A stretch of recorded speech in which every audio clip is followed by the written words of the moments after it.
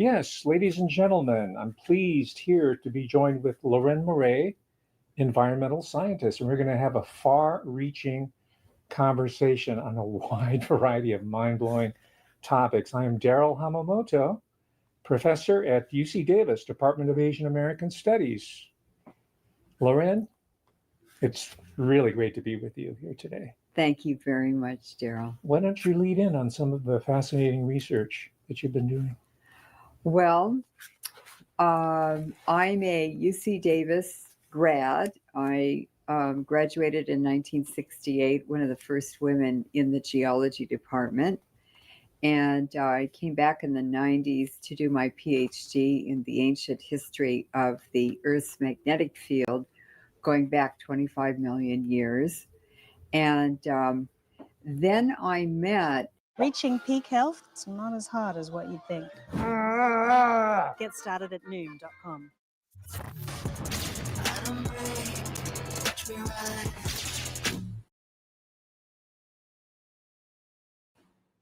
a very interesting man in Livermore.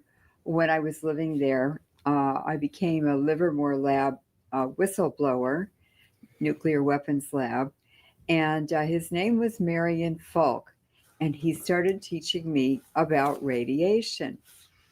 And so I became an international specialist on radiation. And finally, one day, Daryl, I said, this global pollution with radiation that's killing the whole biosphere is omnicide. It's suicide, homicide, ecocide is every kind of death. But basically, it's a death across the whole earth of all living things. And finally, I said, this just cannot be an accident. And I sat down at my computer about 6 years ago, and I Googled University of California plus weapons of mass destruction. So we're talking about 2010. Yes. Roughly. I'm sorry. It was University of California plus Skull and Bones. Plus Skull and Bones. Oh, yes. Yes. The Russell Trust. Yes. And that took me down a rabbit hole. I'm still going down because now I'm investigating who's at the very top, who really rules the world. And I discovered it's a very, very interesting history of ancient Iranian tribes, the original Zoroastrians, and the First World Persian Empire that has controlled the world for the last 5,000 years. And so that brings us to UC Davis and what is occurring now with what was a covert presence of the Jesuits who, in Monsanto, because it's an agricultural college, and Monsanto was started by the Jesuits. And this global transition, 1,000-year, a millennium transition from the decline of the original Silk Road that created tremendous wealth for 5,000 years, and the collapse now, 1,000 years later, of the Western economy, and the rebirth of the Silk Road, which has been engineered by China. And now China and Russia are partners, and Iran now has joined them. Now, the reason why I'm involved in this project is because many of the audience members know that, well, it's May 7th, 2016, and many of the people who are watching this presentation are aware that the current chancellor of UC Davis, Linda P.B. Katehi, was recently put on administrative leave by President of the University of California System, Janet Napolitano. Right. And Ms. Moret here today is going to be bringing together this incredible research she's done in the area of ancient history in reference to the ancient Iranian bloodlines and connect it to what's going on right here and now at the University of California, Davis. And this shows you the importance of this deep humanities civilizational study that's purposely been excluded from the curriculum so that we have generations of supposedly educated people who are unable to do any type of analytical work that's going to help ensure our survival, our planet's survival, land, sea, and air, and the animal species, including ourselves. That's just So we're going to correct. we're going to drill down in that area. Mm-hmm. Please. And I really want to thank you for the support that you've given me and encouragement and the recognition that this is an important part of research, the ancient history that practically no one knows about. And I used to read a lot, read books and read history and believe all of that, but I just got more and more confused. And finally, around that time that I was going down the rabbit hole, I said, wait a minute. Confucius said, signs and symbols rule the world, not words and laws. And when I let go of that and I began trusting myself and my intuition and my experience and my insights, it changed everything. And I began looking at signs and symbols, and that's what opened all the doors. How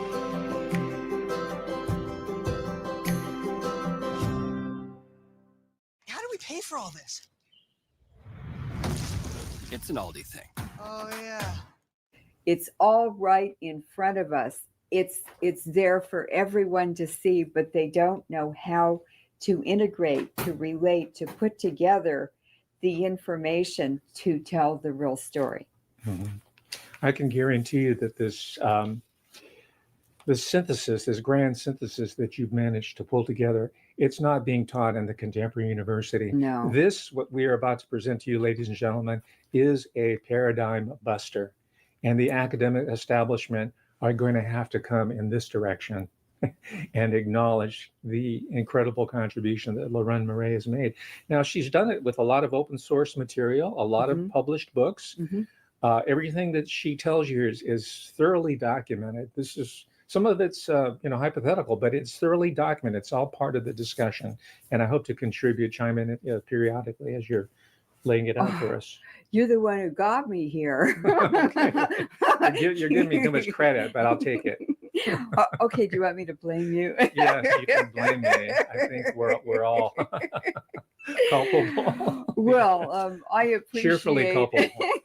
I appreciate blaming you.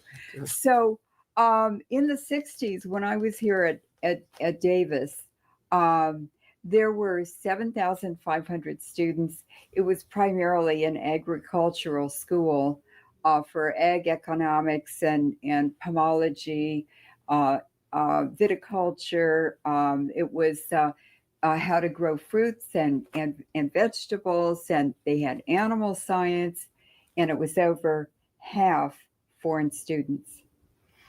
And I was in absolute heaven. I loved it. It was a safe place to be. The classes were great.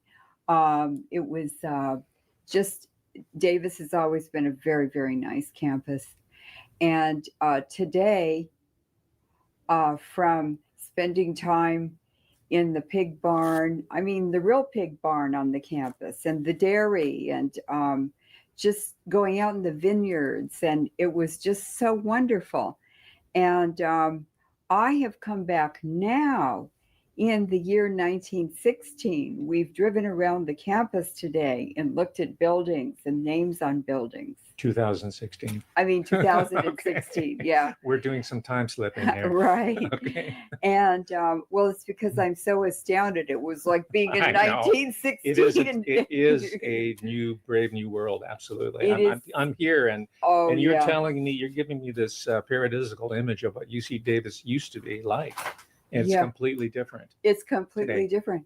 It's completely international. It's very new world order. It's part of the transhumanism movement. It's the ancient bloodlines are here too. These ancient Iranian bloodlines.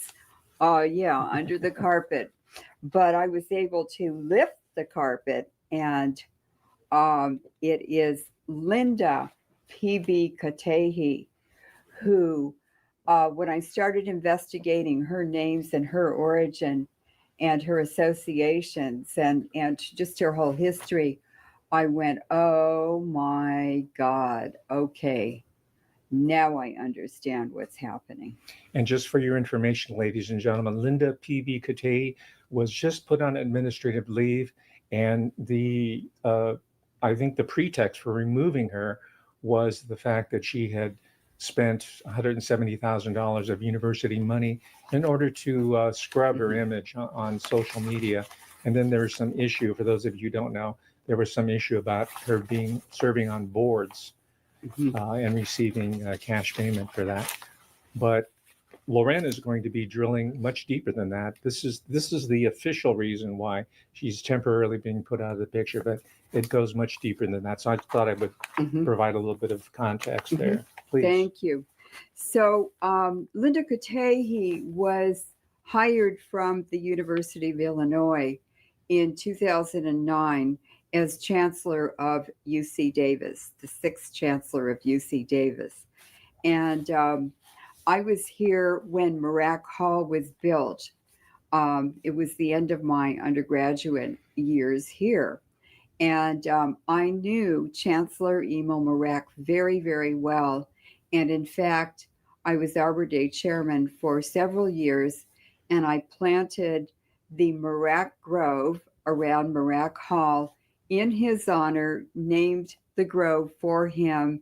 And he was really a lovely man. I believe he was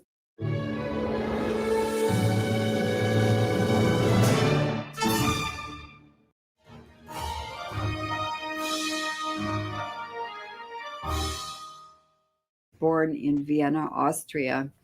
And he was a wonderful chancellor. Students always had priority over other adults in his office. He would walk out of meetings with Congress members, with faculty members, whatever, to talk to a student. And that was, the students were the priority. That's changed now.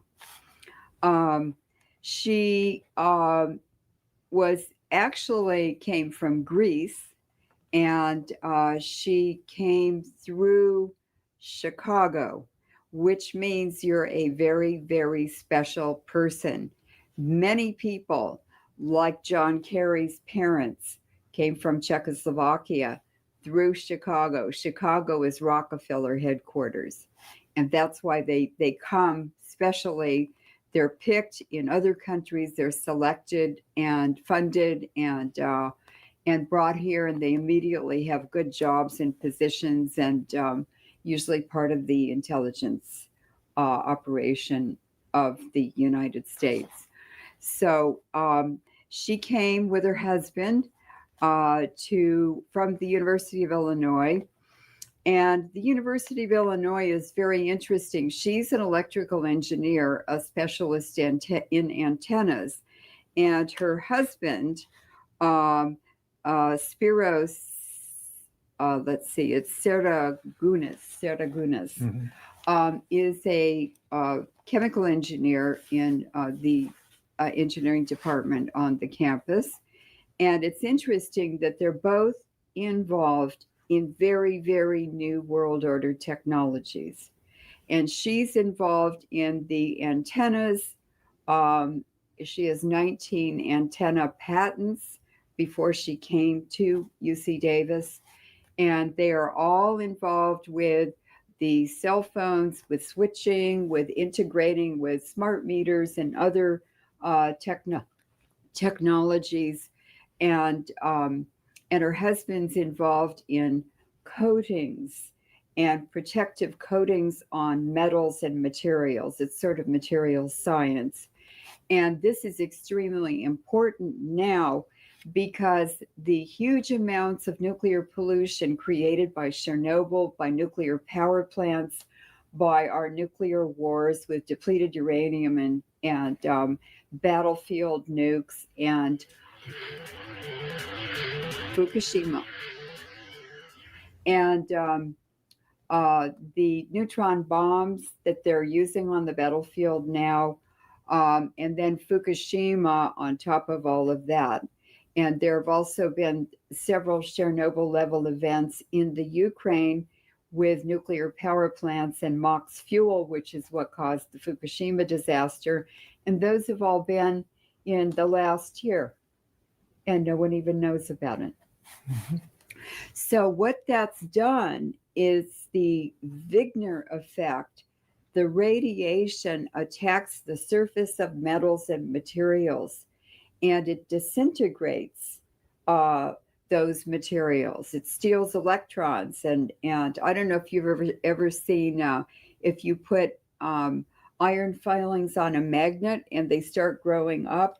Well, that's what all this radiation is doing to the surface of airplanes, to thin metal, like the bands that go around and hold hoses on metal nipples, for instance, in hydraulic systems on planes. And we are having a complete breakdown of the entire airline industry from entropy. The Wigner effect is basically the crumbling or the decay of materials.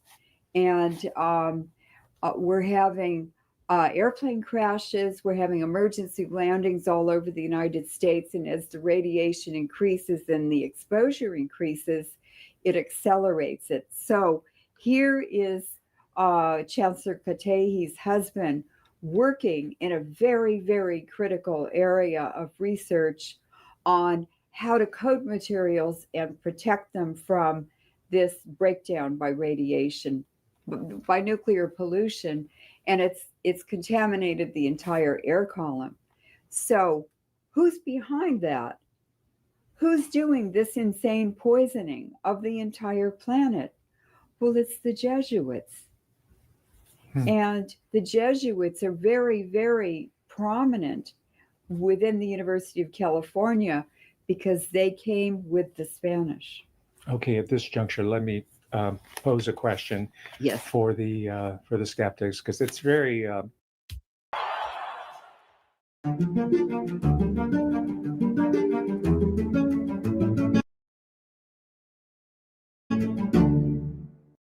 common in this type of discussion here to single out group A, B, or C as being the source of all the world's ills. Mm-hmm.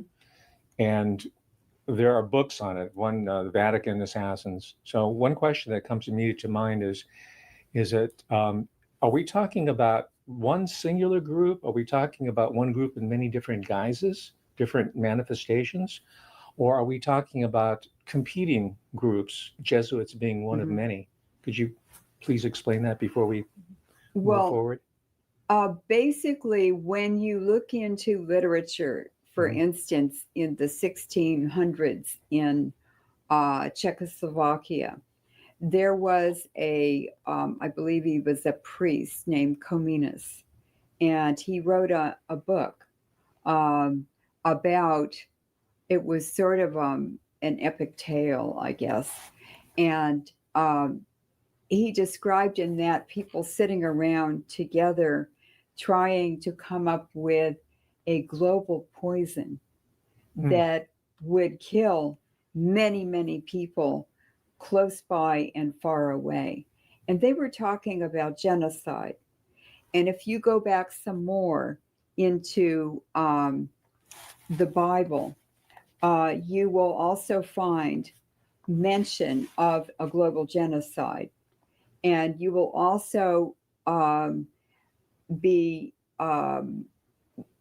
shocked at the recommendation to good Christians to go, or Jews too, to go into regions and to kill all of the people and to burn all of their buildings, to salt the earth and destroy all their destroy the firstborn sons, all their idols. Yes. And so this is basically the Jesuit embrace, enfold, extinguish. It's the secret history of the Jesuits. Mm-hmm. And the interests behind the Jesuits, the entities that created the Jesuits during the Renaissance in Italy, it was none other than Alessandro Farnese, a Persian from ancient Persia.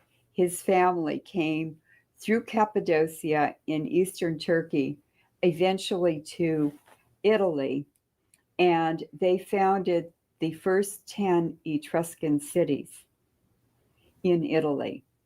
And when those were razed, they destroyed them and they created the Roman Empire. The Romans, the Etruscans, the Holy Roman Empire, they're all Iranians, they're all Persians, it's all Persian blood. Italians are Iranians. Their practices, their beliefs, their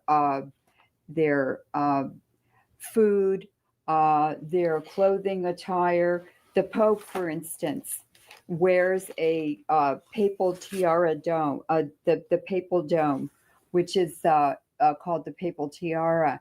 Well, that's what men in charge of tribes in Central Asia wear. They wear those very large domed hats. And some of the women do also if they're a leader of the community. And then the red slippers that the Pope wears, those are Central Asian slippers. You see them in India a lot and in Asia. So there are many cultural ties and legends and religious practices that indicate over and over and over again that the Italians are really Iranians. Mm-hmm. And Romania was named for the Roman soldiers, the Iranian equestrian nomadic fighters, warriors were brought to Romania, to Eastern Europe, and they were the soldiers, the Roman soldiers for the Roman Empire. So you see this fingerprint of Iranian DNA everywhere. And 14,000 years ago, DNA studies of a particular Iranian tribe indicate there was a mutation in the DNA, and it caused different extremes of albinoism. So the most extreme expression is red hair and blue eyes, light blue eyes. And then more. Reaching peak health, it's not as hard as what you'd think. Get started at noom.com.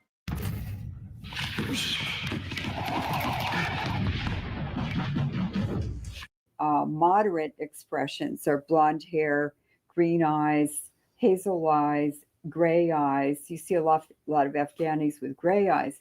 And so now you can walk around the Davis campus or get on a train or walk by some friends sitting on the steps of a building, and you can start talking to them, and you can tell they have Iranian blood, but it has to be from both parents. It's a recessive gene. So that really got me started. Mm-hmm. And now it's my understanding that Aryan came from Iranian. That's the right. synonym. So that's right. It has migrated down into our most recent history, the history of World War II, Yes. global depression. Yes. So what I'm hearing from you is that this extensive history that goes back millennia, right? Yeah, thousands of years. Yes. We're witnessing I don't know if it's the end game or not, but we're witnessing the contemporary expression of this bloodline in 2016. Mm-hmm. Yes. And I don't know where you're going with this, but perhaps Linda Cote, what does someone like her fit into this grand scheme? Well, I had to understand why she was brought to UC Davis. Why was she hired? We know about the antennas. Yes. And then I discovered she and her husband were both working in technologies that were very relevant to the New World Order agenda. Mm-hmm. So that was interesting. Then I started looking at her name and the origin of the name. So her name is Linda, which is probably an American name that she took on when she came here, P.B. Katehi. And Pisti is what the P stands for. Her first name is Pisti, her real name.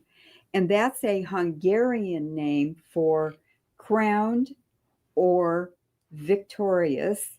And that name was given to royal babies only. She's royalty. She's royalty. She's of a royal bloodline. Yes. And the Hungarians are from Central Asia. The early Greek, that word pisti in early Greek is Stephanos, Stephen. So that's what it means in all the languages of Europe and ancient languages of Europe. But that's not her name. It's Pisti, which is Hungarian. The Hungarians came from Central Asia. Mm-hmm. So that was a first name probably in her family, but it's a man's name, which indicates even more that it was an important family name. Even though she was a girl, she may have been the firstborn and they gave that name to her. That's what happened to me. Leuren is a man's name. Mm-hmm. And then Pistis appears in Gnostic texts, which are related to Zoroastrian, the ancient Iranian religion, in the 3rd to 4th century AD.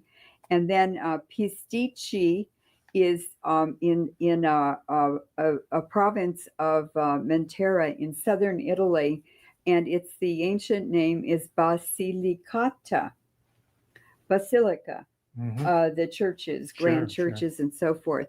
Now, Pistici, the chi means the bloodline or the stock of the Pisti people or the Pisti tribe. Mm-hmm. So there's her link there with Pisti to Basilicata, and her second middle name is Basile, which refers to Basilicata. Basile is a last name. Basilicata is it's in the southern part of Italy, as I said, and it refers to basilica and these ancient, very, very grand churches. Now, it's really interesting that in the 4th century, there was a Saint Basilios from that same name, who was the bishop of Caesarea, Roman Empire. And he was one of 4 men who started the Eastern Orthodox Church. So he was involved with Constantine and the whole schism between the Catholic Church and the ones who did not want to submit, the Christians who didn't want to submit to the Pope. So you see, she has a royal religious. Hola, ve las historias de otras personas que como yo eligieron Dovato, una pastilla con 2 medicinas.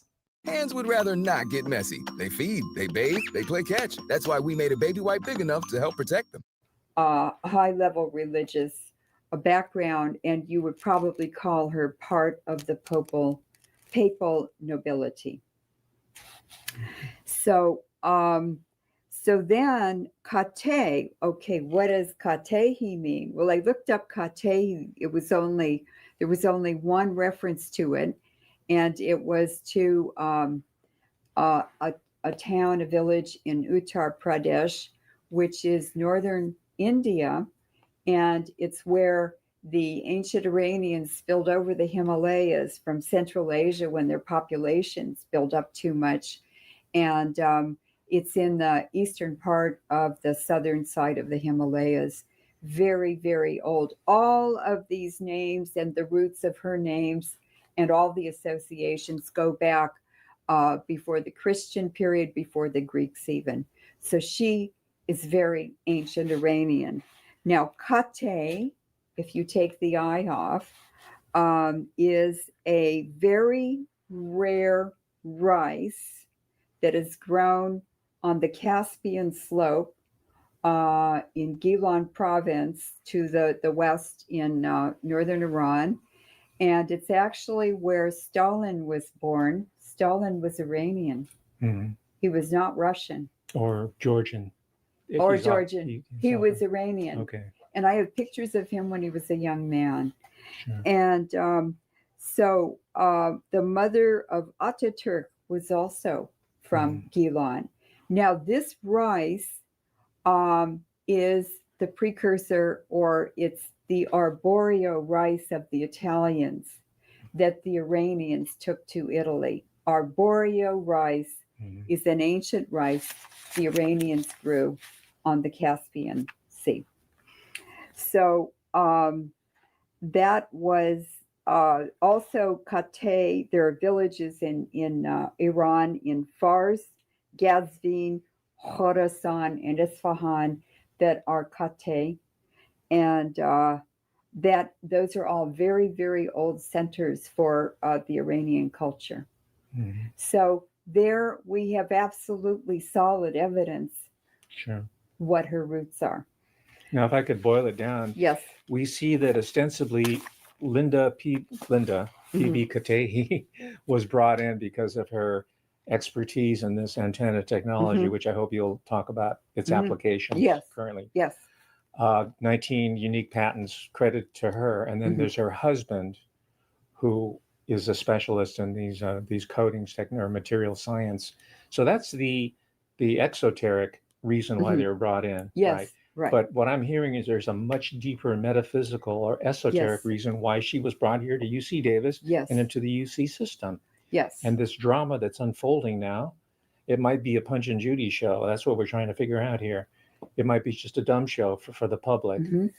And if so, it's very dangerous. It's very dangerous. Yeah, if this hypothesis, it's a very strong one, I must admit. But as the evidence accumulates, it'll be much more compelling, probably elevated to the level of theory. But I think we're in a very dangerous position if we have such people like this who are helming a major institution. And I hope you will talk about her relationship to, because you mentioned her in passing, Janet Napolitano and her background. Yes. Others of that I guess they call them root races. These royal lines that are controlling the destiny of humanity to the present. Please. Well, some of the others who are on the main stage today, Janet Napolitano, she's from the province, from where Naples is, right next to Basilicata. She's the University of California president, by the way, ladies and gentlemen, just for your information. Please go. And she is from the province of Calabria, which is right next to the province Basilicata that that Chancellor Katehi came from. And Leon Panetta is another one. Leon Panetta, who was Secretary of Transportation under Clinton. Then he was head of the CIA under Obama for 2 years, and then he was moved to Secretary of Defense. And I said, wow, that's really interesting. Gee, what ties all of those together? It's drugs. Clinton built the Mena Airport in Arkansas to bring China white heroin. The Chinese were paying back the Rockefellers for the development funds they loaned China. And so we built the airport. It's a free trade zone. The U.S. government has no jurisdiction. It wasn't easy being a meathead.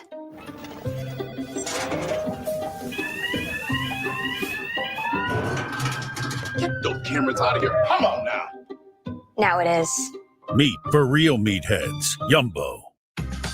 Connect with a financial advisor at Thrivent.com, where money means more. Walmart trucks and the Tyson chicken trucks go into that airport. They pick up the heroin, and they're the distributors around the United States. Just as a footnote, ladies and gentlemen, Daniel Hopsicker has produced a DVD series, and he's written books on this very system. It may sound bizarre, crazy. It's never really hit the general public's attention, but what Leuren is saying here has been explored and exposed by a number of investigative journalists. If you care, to follow up on it, check out the work of Daniel Hopsicker. Yes, that's correct. And also Dope Incorporated, Britain's opium war against the U.S.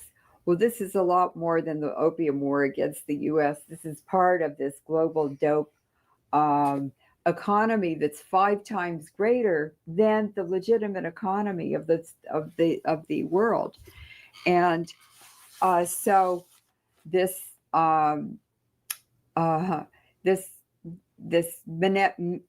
Mina Airport and Panetta's time in the CIA, of course, they run all the drugs.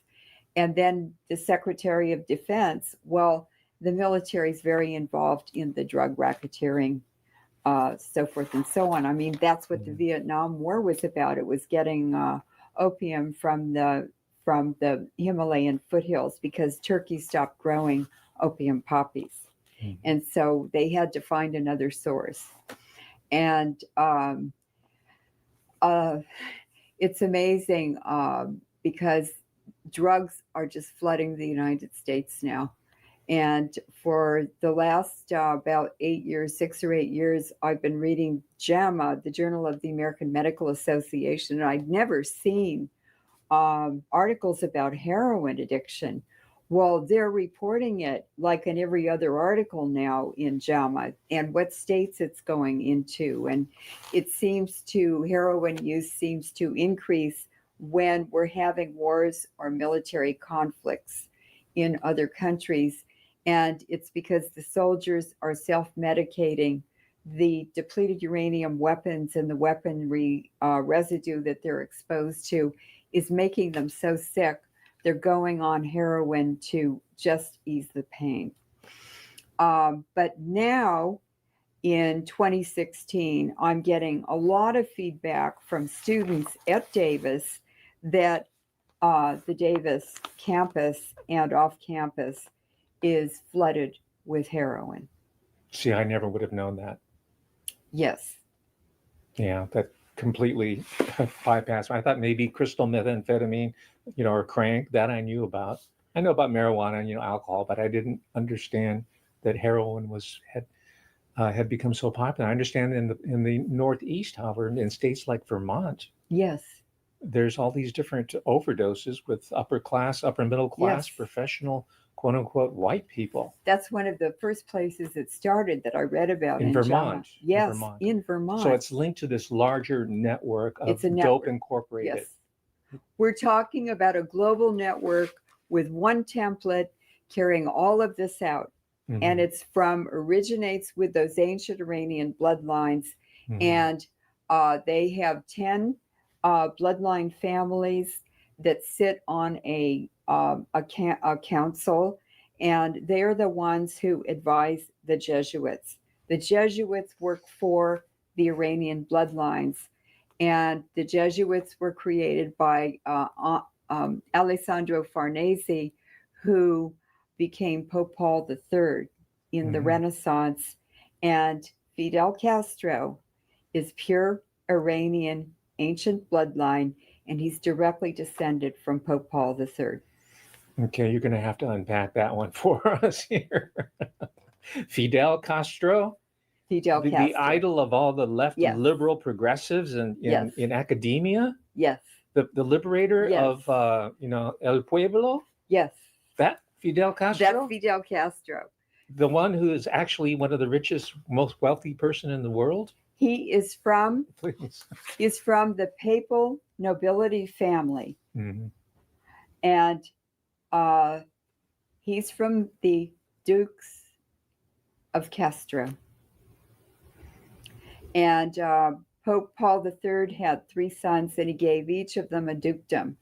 The Duke of Castro, the Duke of Piacenza, which is a city in northern Italy. That's where Castro's father was. Noom's going micro. Micro habits, micro wins, microdose to your P1s. Get started at Noom.com. How do we pay for all this? It's an Aldi thing. Oh, yeah. Born. And you've done the genealogies? Absolutely. Okay. Yes. Just so the ladies and gentlemen understand that this is just not fantasy. And the third dukedom that Pope Paul III gave to his sons was the Duke of Parma. Mm-hmm. And so I was really shocked. And then I started looking at Spanish land grants in California. And there was a U.S. Supreme Court lawsuit in the 1850s. And when the Spanish government turned over their Spanish colonies in North America to the United States government, there was a treaty made, the Treaty of Guadalupe Hidalgo. Guadalupe and Hidalgo. 1848. Yes, that's right. And the agreement between the two governments was that land grant holders, Spanish land grant holders, would be allowed to retain the land they were granted by the Spanish. Mm-hmm. And as soon as the land was turned over to the U.S. government, the state of California immediately sued to counteract, to reverse that treaty, because they wanted all the land. And during that process, the U.S. Supreme Court ended up reviewing it, and they asked for all land grant people claiming they had Spanish land grants Title search to submit their claims. Mm-hmm. And the Supreme Court looked at each case and ruled whether it was a valid claim or not. And so out of 850 claims that were made approximately, they upheld 670. And then I started looking at the names of the grantees, and I was shocked because the greatest number and the largest amount of land was granted to people with the last name Castro.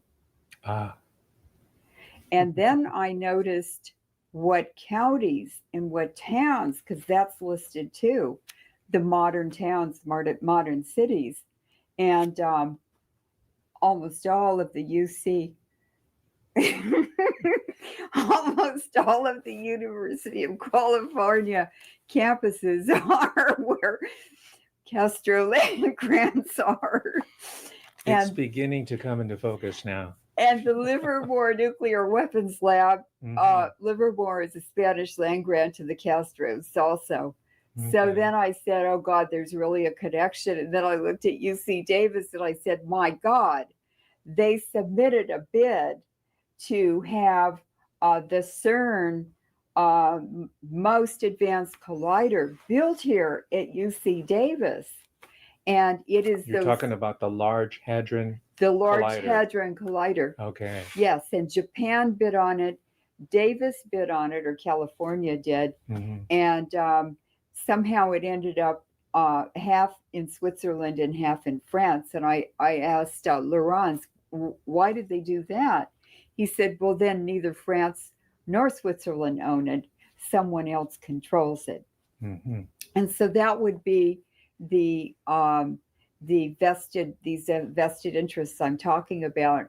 And actually, it's those hidden bloodlines that funded the development of HAARP and the collider from the very beginning. Let's go back to Lawrence Livermore. Okay. Because this seems to be the institution that was at the dawn of this self-destructive hostage, high-level techno-hostage taking situation, this extortion scheme that you're going to hopefully outline first. Right. And perhaps you can talk about your own experience at Lawrence Livermore. Yes. You worked there for a time. Yes. I worked at Livermore Nuclear Weapons Lab from 1989 to 91. And I worked on the WIP project waste isolation pilot program in New Mexico, which was to bury nuclear waste underground. And all attempts to make a storage facility for nuclear waste have failed in the United States, all of them. And when the New Mexico one failed, they just said, we're going to do it in Nevada. It's the last place we can do it, at the Nevada test site where they've done 1,300 nuclear bomb tests. And even that has failed because they put it in an active volcanic zone. So 32 earthquakes a month happen where they're planning to store nuclear waste safely for 250,000 years. I don't think so. Hmm. And so this is so crazy. It's very, very crazy. For a limited time at McDonald's, get a Big Mac extra value meal for $8.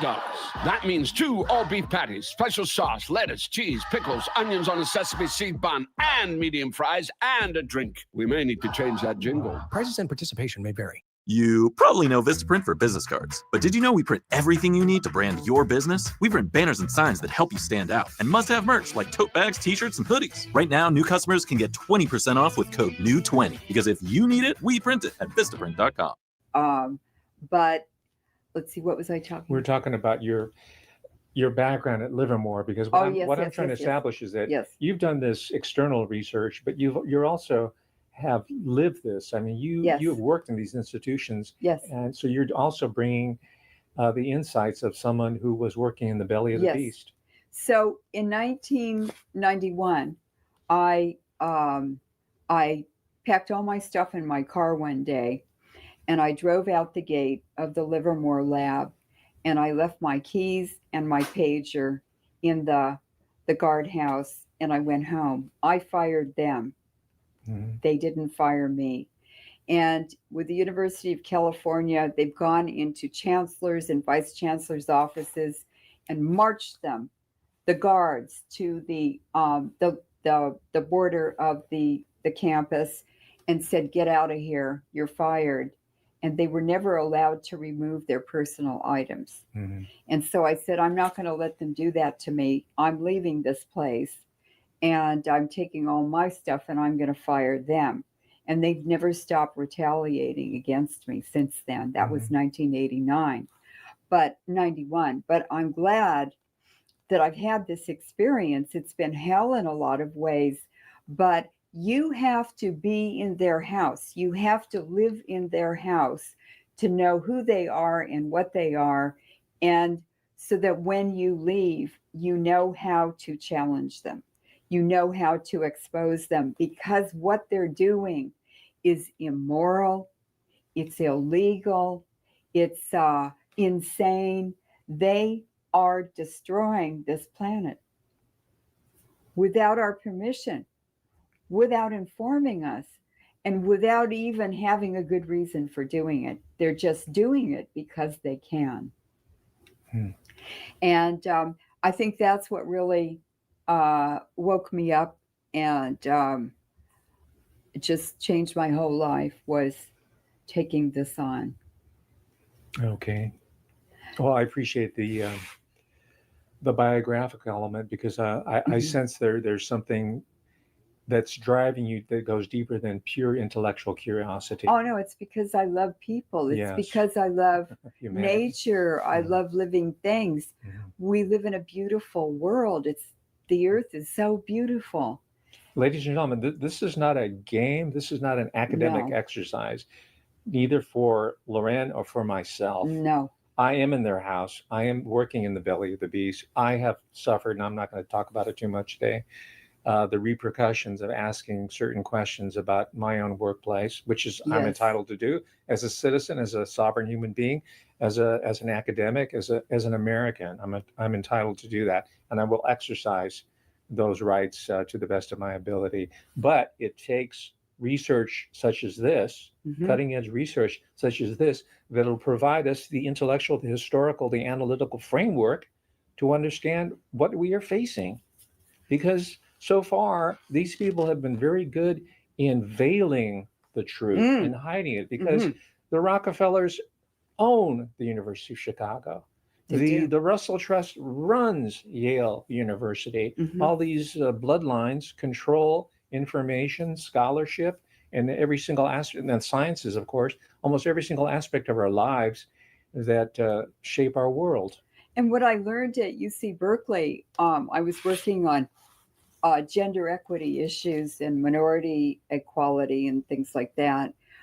in the early 90s, and there were 500 lawsuits against the University of California for gender discrimination, and also ethnic issues also, and so I started investigating, well, what is the University of California? Why are they breaking all these laws and everything? Mhm. Well, it turns out that Dwight and Gilman started the land grant, the U.S. land grant program, and that was to have the U.S. government allot land in each state to build a state university. This is the Morrill Act, Yes, correct? that's Yes. correct. Uh-huh. And it was to educate the farmers, the pioneers, to create teachers and military and farmers, to educate them more. And it was to create a bigger economy. It was to create wealth, new wealth in the United States. It was to benefit everyone, not just the businessmen and the oligarchs, but also the people. And so Dwight and Gilman, they had everything to do with setting up UC Berkeley, which was the first Berkeley campus. So they were very intimately involved with the University of California. And then they went on to establish the other state universities and colleges. But from the very beginning, all of these institutions were exempt from state laws. This is what I found out. Yes. They are a government within a government. That's right. A sovereign entity. And they actually were set up to benefit the oligarchs and industrialists and so forth who went to the Ivy League colleges. Sure. So the state universities were set up to train workers for the ruling elite. Mhm. And so you need to understand the history and the ancient history of issues that you're involved with before you can ever really understand what is really happening. And as a footnote, President Gilman, who was the first president to really put his stamp on the University of California system, was a member of the Order of Death. He was Yes. a Skull and Bones person. They were both Skull and They're Bones. both Skull and Bones Yes. people, and perhaps we can range into this area a little bit later, because there's an occult overlay when we're talking about this. Absolutely, very, very much so. And the origin of Skull and Bones was in Europe and Germany. Sure, 1822. Yes, that's right. So it all sounds bizarre and everything until you begin putting all of these pieces together, and then you find more and more evidence, and pretty soon you have an airtight case using government data. Sure. And published books by Yes. quote unquote reputable scholars, Right. who are always just slightly unable to complete the picture, Right. purposely, Right. because the academic profession does not allow you to fully bring all these different elements of knowledge and information together Right. in a comprehensive whole that really gives away the game. Right. This is why what we're doing today here is Yes. so exciting to me. So let's go back and look at the history. Please.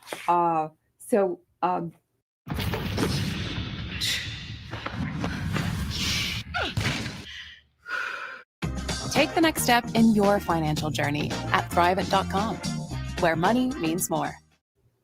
Chancellor Katehi was hired from the University of Illinois, which is a military-based university.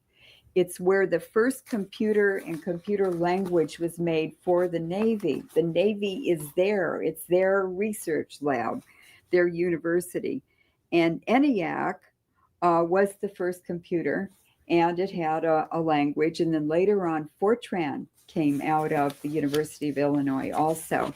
But that's where Katehi and her husband landed. Mhm. And there she ended up, her grad students, of course, did the research, but she ended up with 19 antenna patents. And these antennas now, waveforms, are the new mechanism to enslave society, to take over the whole entire world. That's what HARP is. Their HARP base is all over Antarctica, and that's in training the Earth's magnetic field. And the animal studies for mind control were done here and are still being done here on the UC Davis campus. Mm-hmm. And I remember in the 60s, the students would come back from that secret facility, and they were students who did work study. So they worked in the monkey colony, and they said the monkeys have the top of their heads cut off and their wires coming out of them, and they can transmit waveforms to them and make them just climb up and down in their cage all day long. They can command them to do anything they want to. And it sounded so out there that I didn't pay very much attention to it. But now I understand as I see this all unfolding and other experiences I had. Speaking of the literature, ladies and gentlemen, you might want to check out a book by Dr. Jose Delgado. Yes. Called Toward a Psycho-Civilized Society. Yes. And you have photographs in there with the monkeys, the simians, with part of their skulls removed. And I think the technology was called the stem sievers. Yes. So this is decades old technology. Yes. Who knows what they're doing now? But you're saying that the antenna technology that Linda, quote unquote, PB Katehi, is responsible for is integral to this new phase in mind control, behavioral control? It's the delivery system. The delivery system. Okay. Yes. Please go ahead. And Delgado also wrote a book, The Biology of Aggression. And so they can use these frequencies to cause food riots. They can use these frequencies as in Rwanda, that big, huge massacre in Rwanda. Those were Russian, Ukrainian oligarchs who sent thugs down to Rwanda. The whole place had been wired up with antennas. These guys had been hooked up to computers, and they were programmed before they went down to Rwanda to carry out the slaughter. And it was plain and simply so that the Russian and Ukrainian oligarchs could steal all the wealth. Self, where your $25 does double duty. Start building credit today. Musselmans, handpicked from our family farms. Of the colonists. And the order was to slaughter all of them, every single white person, and steal all of their wealth, go into the banks, strip their bank accounts, take all their securities from safety deposit boxes. And the Africans there had no money, so they were used to cover the slaughter of the white people. And now, closer to home, this is speculative, of course. Did you see something similar taking place recently down in Burlingame, California, when the social justice warriors started rioting and acting up? I didn't know about that. Oh, yes, overturning police cars, vandalizing them, beating up supporters of Party A, B, or C. This is when Donald Trump came into town. Oh, I remember that. Yes. Yeah. But what you're describing there was caught on camera by people such as InfoWars, news gatherers. Yes. And it's been seen by millions of people all over the world. Yes, so ladies and gentlemen, if you want to see a real live, because Rwanda might be removed in time and distance from us, but if you want to see this type of control being rolled out here and now, right in our area, in the United States of America, take a look at that YouTube footage and break it down. I suspect that the antenna arrays were out there. Absolutely, you agree with that? Absolutely, 100%. All of the UC campuses now, the street corners have been taken up. They've put surveillance and other technology packages into the ground. They dug down 5 feet and then they cemented it in so that it can't be removed. And it's hooked up to the street lights, to the smart meters, to cell phones. It's all integrated now. That's what Katehi's technology is about. It's about integrating all of that. So you get a huge array of antennas that are all integrated and you control everything. So the HARP model has been regionalized or localized? It's been localized. It's been made more granular. Mhm. It's more powerful, but it's more miniaturized. Mhm. It's gotten smaller and smaller and more efficient, and had a bigger and bigger impact. Okay. So it's a creeping um, mechanism for controlling humanity. Mhm. I've been teaching here at UC Davis for 20 years now. And beginning about 8 years ago, perhaps even 10 years ago, I began to see a 180-degree shift in the intelligence level, intellect, analytical ability, expressive ability, intellectual ability, of course, I mentioned. Yes. And in attending that, I also saw a gradual acceleration of hostility and anger. Yes. And much of this has been directed towards myself Yes. and towards other faculty people. That's right. And I'm reading that this has been taking place coast to coast, north to south at different universities. So where do the students, undergraduates, I'm at a university, where do they fit into this picture? Are they being used as shock troops for this transformation? Oh, absolutely. It's even Please worse elaborate. than that. Yeah. But let me tell you what it's like in the 60s. In the Okay. 60s, when I was a student at UC Davis, I used to go home to Santa Barbara for holidays and summers. And I noticed, or just Easter break or something, and I noticed that when I was driving back on Highway 5, I'd start getting really depressed about coming back to Davis. This horrible depression and overwhelming fear and uneasiness came over me, and I just never could understand it. But it would always start about 150 miles from here. And so very recently, I was reading about HARP facilities in California. Well, there's a HARP facility in Visalia, and it's to transmit Voice America to countries around the world. And there's also a naval air base in Visalia, a U.S. Navy air base.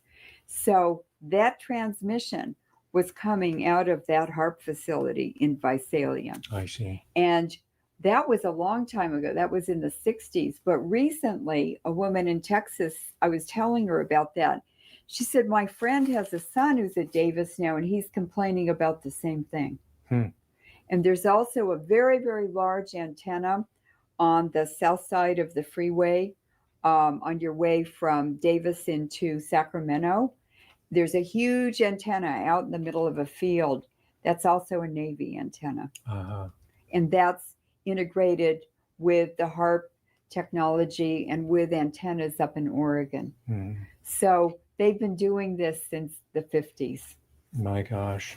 So these are like carrier waves that are affecting behavior. Yes, these are ELF, extra long frequency, or ultra long frequency.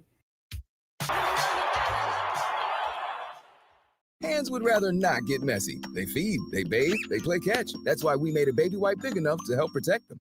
Carrier waves, and they put the applications on that carrier wave. So right now they're transmitting suicide frequencies that make people commit suicide. And this is all over the Davis campus. It's all over California. There's signs and billboards all over San Francisco, right on the main Market Street. They're huge 10-foot high displays along the sidewalk right next to the curb. And they're posters with hotlines for suicide hotlines. If you feel like committing suicide, call the hotline. And they have it on the other side also, so the pedestrians walking down the sidewalk can see it. And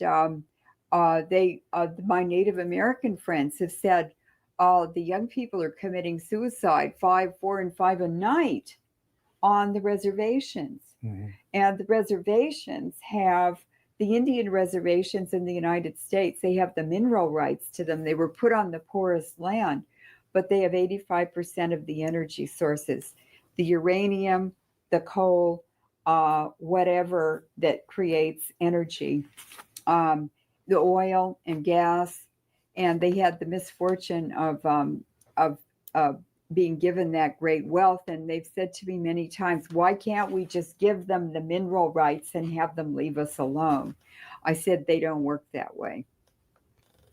So these technologies now, what is so alarming about what's happening in the universities is that in the fall of 2015, less than a year ago, the state university campuses were turned over to Satanism. Okay, let's stop at this juncture. How do we substantiate that? Where do we look in order to verify that claim? Well, all right, because we're doing solid scholarship here. And this has to do with Katehi also. Okay, that doesn't surprise me. Okay, just a minute. So in the fall, we had a rollout of the satanic agenda. Yes. All right. So I started seeing satanic symbols on and off UC Berkeley, the UC Berkeley campus. Mm-hmm. And for instance, I saw the head of the goat, which Baphomet. Yeah, Baphomet. The goat of Mendes. In students' windows, I started seeing stars turned upside down, so that the two points of the stars represented the goat's horns. Mm-hmm. And I saw American flags turned upside down and backwards on the balconies of the students' apartments. That was representing overthrow of the U.S. government. Leuren and I have recorded the ski team, UC Berkeley ski team, in the house next door to us during parties. They were drinking and dancing and everything, and they were talking in loud voices about overthrowing the U.S. government. Mm-hmm. No, this is anecdotal, though. We have tape recordings. Well, you've recorded it, but you're interpreting it. So, do you have any sort of because I've been reading in the corporate press about the growing popularity of religions such as Wicca. So they're just portraying it as a form of religious expression rather than a satanic takeover. I think, I agree with you. There's something deeper here that. Oh, there's much more. Okay. Yes. But I want to, for the sake of the skeptics out there, beyond the anecdotal, and I know you've recorded and you've photographed these signs. I've seen them as well. YouTube is full of, there's a satanic ritual taking place at the Super Bowl, at the American Music Awards. The internet's full of that type of display. So we know something's going on. I wanted to find out definitively, is there some sort of Department of Defense or something like equivalent to the National Security Memorandum 200 that was workshopped, a white paper that says we are going to convert the universities and college in the United States to Satanism? It doesn't come out directly like that, but it's happening not just in California, just on the UC campuses. Mm-hmm. It's happening across the United States. It's happening in Europe. For instance, in the UC campuses now, in the land grant university campuses around the U.S., there's very heavy recruiting with very young entering students, female students, to become prostitutes. Mm-hmm. And there is a lot. Noom's going micro. Micro habits, micro wins, microdose to your P1s. Get started at Noom.com. How do we pay for all this? It's an Aldi thing. Oh, yeah. Of student prostitution now, which is encouraged by these sort of underground networks, and they're coming from the campus. But in Europe, they have referred to this coming out of the military. And we know that when the U.S. Destroyed Yugoslavia, DynCorp went in, and the first thing they did was to begin recruiting young women who were starving to death and living in horrible conditions to be prostitutes. Mm-hmm. And I saw those beautiful Yugoslavian girls in Tokyo, in Roppongi, which is the nightclub area of Tokyo. And they were obviously on drugs. They were standing in doorways in pairs, and they were looking for customers. Mm-hmm. This is happening at the University of Michigan. They have a satanic group active on and off the university campus. Well, at Harvard University, some student organization that claimed to be satanic or Luciferian was going to hold a black mass on campus. That's right. They did call it off. That's right. But I think they were testing the waters to see how far they could take this agenda. Well, off the campus is a satanic group, a formal group in where the University of Michigan is. Is that Lansing? I'm not sure what city it is. University of Michigan.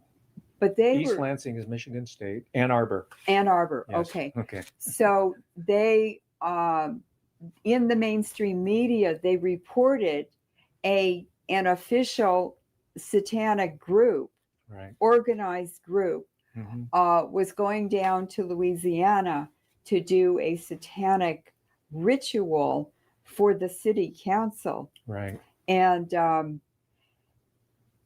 it was like there was a big question about whether the city council wanted them to do it or not, but it ended up happening. And now there's a new chapter of that satanic group in Louisiana, in that city. I think it was New Orleans. So this is coming out of the military. Okay. It's part of the occult. All right. So does this perhaps trace back to Colonel Michael Aquino? Oh, are you familiar with that individual? Absolutely. It traces back to the Jesuits. It traces back to Mesopotamia, to the Kabbalah and the Talmud, which were magic cult instruction books. And they recommended pedophilia in children, but they had to be under 8 years old. And it's in the Kabbalah and the Talmud. And properly practicing Jews, I'm not including them, they follow the Torah. The Talmud and the Kabbalah are satanic. The Babylonian cults. Talmud. Is Yes, that what it is? yes. Okay. Those are satanic cults. And are those satanic cults controlled, or were they created by these ancient Iranian bloodlines? Yes, they were. Please expand. For instance, the Aldobrandini is one of the ancient Iranian bloodlines. It's a famous Italian family. And Al-Dob, Al is the, Dob is devil. Dini. Al-Dob. The people of the devil. Yeah, the people of the devil. Wow. So they're definitely satanic. They're proud of it. They're open about it. We have a website, LeurenMoret.info, and we have a Rothschild ball with photographs of the Rothschilds and their guests and members of their family doing satanic practices. This is the masked ball photos? The masked ball. And by the way, they're called Venetian masks, aren't they? Yes, they are. Right. Yes, yes. Yes. So we can see the cultural and the historical continuities, ladies and gentlemen. And the Venetians were Iranians. Well, yeah, you alluded to that. Yes. That's why I Yes. interjected that, because Yes. I'm interested in masking. But the Middle East, these Mesopotamians, all of Eurasia, we know now from DNA studies done over the last 5 years, especially by Russia, all of Eurasia was settled by Central Asians. Please talk a little bit about the DNA studies, and I assume that these studies are coming out of the Human Genome Project, right? No, they wouldn't be coming out of the Human Genome Project, which is American. They're coming out of Russian scientific research. All right, because this DNA, from our conversations, this DNA research provides the scientific backing. Connect with a financial advisor in person or online at Thrivent.com.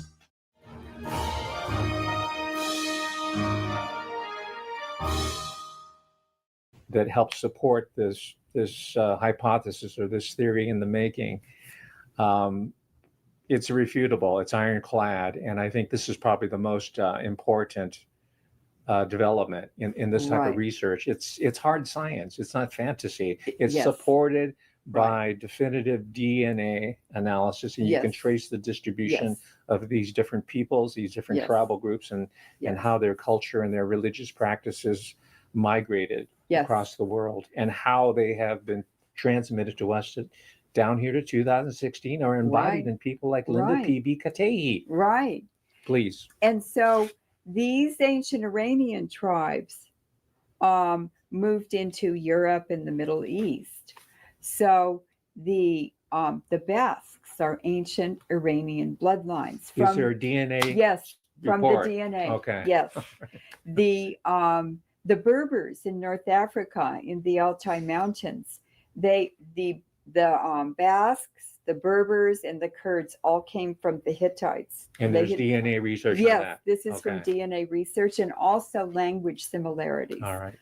And So blood, this is a multidisciplinary effort. And but blood the thing types. is, these disciplines are all compartmentalized. they're compartmentalized. You're achieving Yes. a grand Into- synthesis of all this. Yes, synthesized it. Okay. I've distilled the information Right. into a picture that makes sense. Okay. And it's all internally consistent as well. All right. So you take multi-factors, you start putting them together and relating them, and then you find more things. They introduce new things that you wouldn't have thought of. How could I ever think in a million years I knew that arboreal rice had to be from Iran? And but how would I ever imagine that investigating Katehi's origins would bring me to the source of arboreal rice in Iran? Or the Familia Castro. Yeah, or the Familia Right. The Castro. Farnese. Yeah. Right. And All so the different linkages. So, for instance, with Castro, this is a different kind of a DNA study, but it's physical characteristics and how powerful they are. I said, okay, Alejandro Farnese or Pope Paul III worked for a Borgia, and who was the Pope. And when that Borgia died, Lucretia Borgia was his daughter, the infamous Lucretia Borgia. And so when that Pope died, he made Alessandro Farnese a cardinal at 24, and then he made him Pope as his successor. And so I took photographs of paintings of Alessandro Farnese when he was young, and then when he was Pope, and then when he was a very old man as a Pope in his 80s or something. And then I took paintings of his sons and their coats of arms. The coats of arms are always on the paintings. And then I collected Pope Paul III's grandsons, photos of them. They were cardinals. And then I found a painting of Fidel Castro in black, like a Spanish hat or a monk's hat, and a black robe with just a tiny white collar, peeking through. And I said, "What's this?" Well, it's his portrait, which will have his coat of arms added to it after he dies.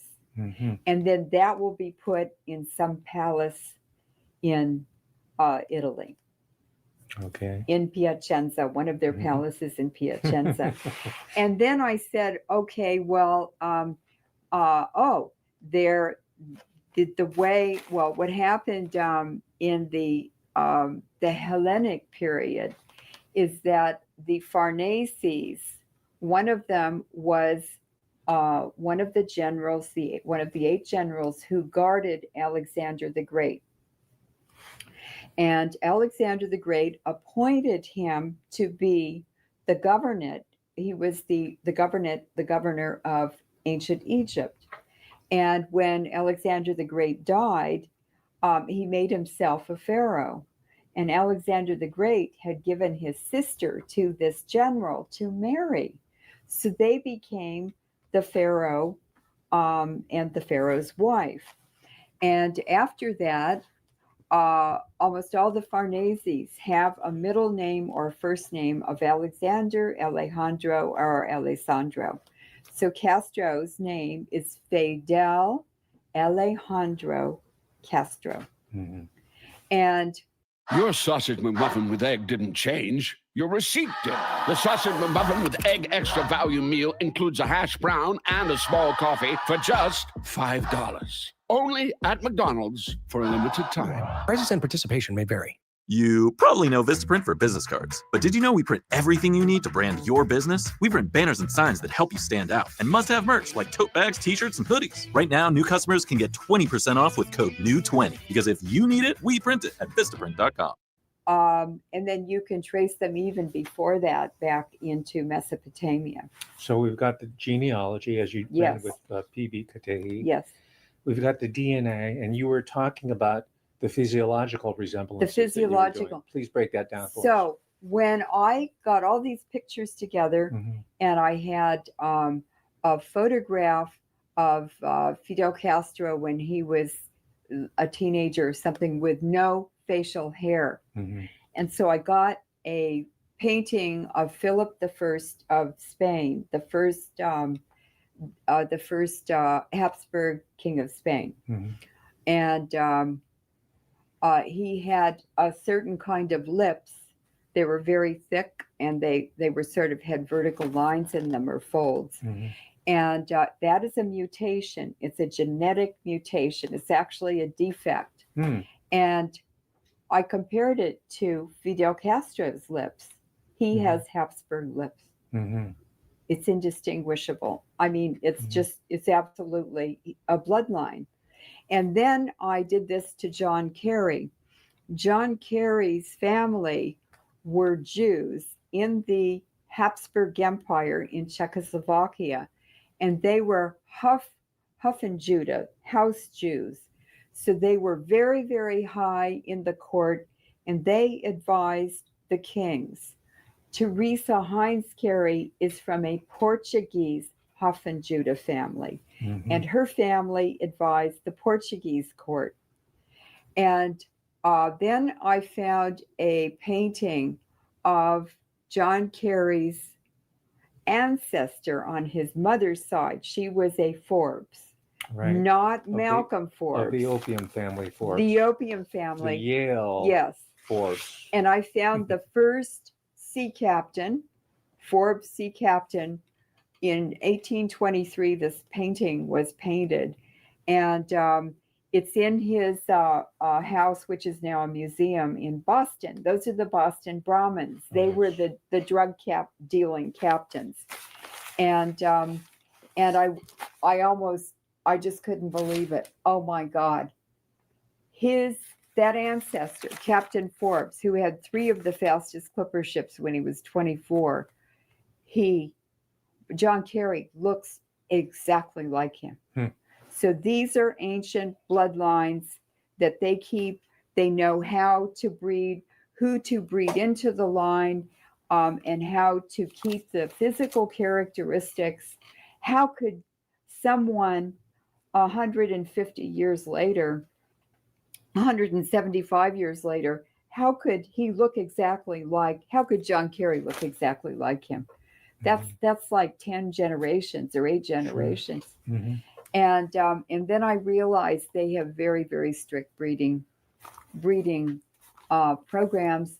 And for instance, with the royal families, the popes had to always give permission for 2 members of a royal family to marry. Mhm. For instance, especially if they were on the throne.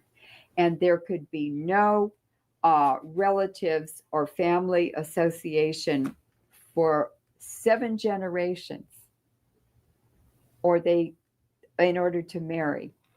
And when the Roman empires collapsed, the Western Empire collapsed first, the Eastern Empire collapsed in the 1500s, late 1400s. These ruling families wanted to reassemble the Habsburg Empire. Remember, the Roman Empire became the Habsburg Empire, and they wanted to recreate that Roman Empire, and they did it by intermarrying very closely related people, but they had to all have land that were pieces of part of the Holy Roman Empire. Mhm. And so there was so much inbreeding in the Habsburgs The Jesuits did it actually, and they did it.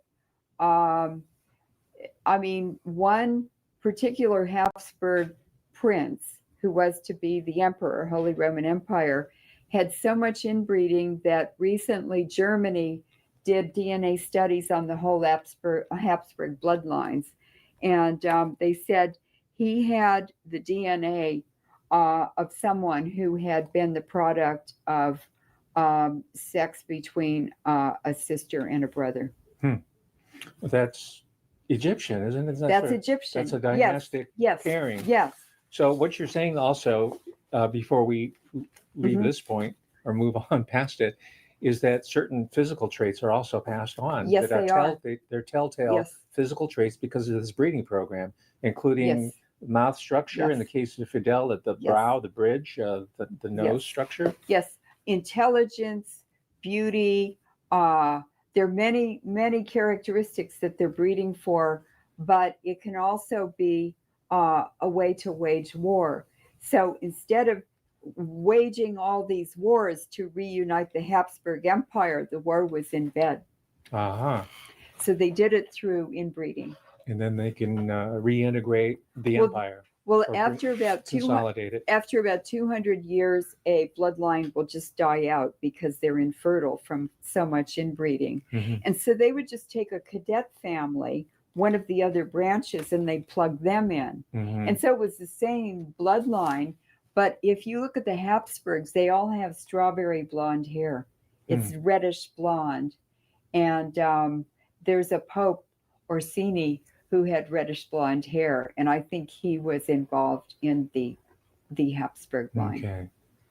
Well, that helps explain how, by examining portraiture and today photography, and perhaps some forensic scientists can break it down as well, measure eye distances and eye color, and of course DNA. We're going to be plugging in some of the missing pieces of this puzzle here to further support this hypothesis of this ancient bloodline that's at the head of our world civilization. And so and mean us harm. They want to, from what I'm gathering, they want to exterminate most of the human population, regardless of race.